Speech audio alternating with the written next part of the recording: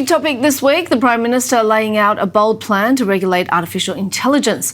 New laws that will be developed over coming months will be aimed at making AI growth fairer for all. Joining me live for discussion is Deakin University economist Dr. Nataliya Ilyushina. Welcome to the show, Nataliya.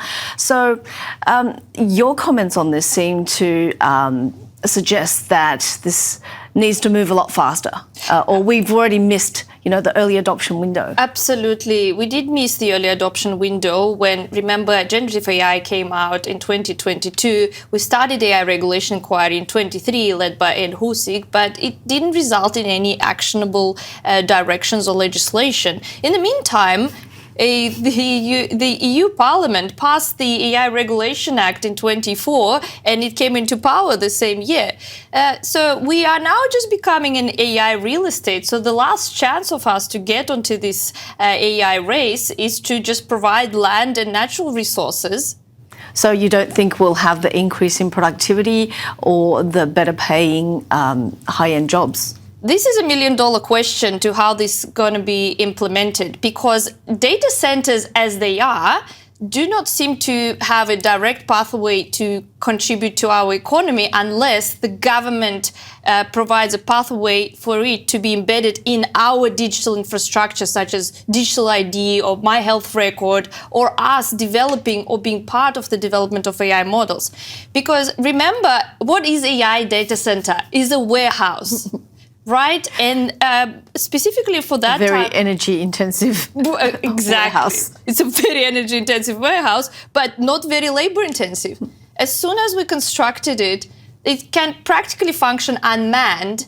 And then another thing that's concerning is that we could tax Anthropic, for example, for the profits they're making off this data center. But they're not.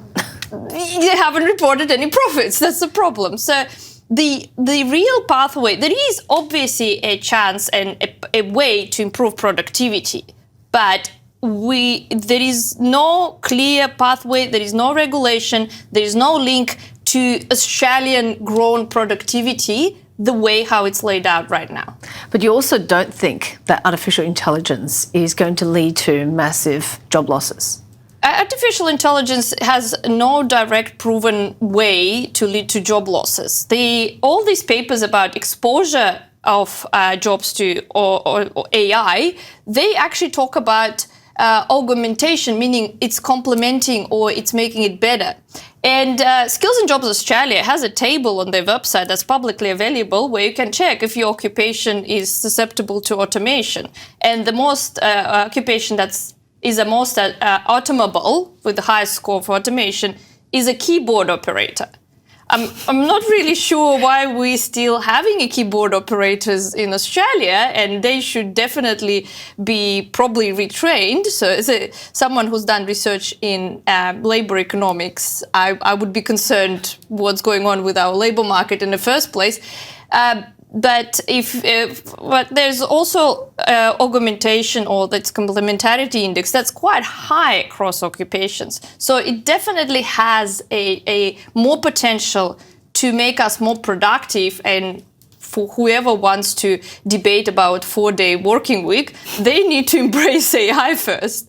So you think this regulation is not, pioneering as it is claimed? You think it might be too late, and that you think unless we embed it into our digital architecture, that it's not going to create the benefits we expected? Yeah, if this regulation and generally policy needs to provide a direct pathway where we are right now, where, yes, we are late, but there's still something left. Okay, these AI data centers, we built them.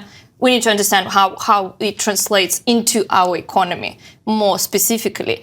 But why I think the regulation is too late, it's also the lack of regulation generates uncertainty, which shapes expectations. And expectations is an economic policy in itself.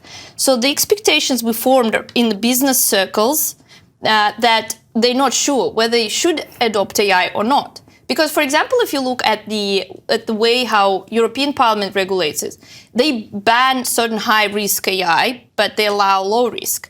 And as a business, you don't know if your AI system you're trying to adopt going to be high risk or low risk, and if government, say, decides to just copy the EU Act, you spend money adopting it and then you cannot use it.